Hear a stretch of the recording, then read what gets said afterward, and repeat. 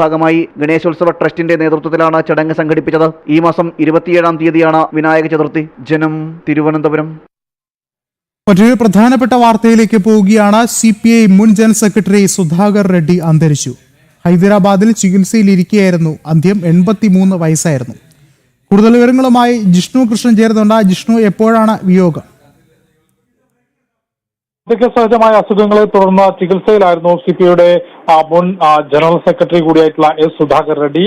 83 വയസ്സായിരുന്നു. രാത്രിയോടുകൂടിയാണ് മരണവിവരം സ്ഥിരീകരിച്ചിട്ടുള്ളത്. നേരത്തെ ആന്ധ്രാപ്രദേശിലെ മെഹബൂബ് നഗർ ജില്ലയിൽ ആലംപൂർ കുഞ്ചിപ്പോട് ഗ്രാമത്തിലാണ് സുധാകർ റെഡ്ഡിയുടെ ജനനം.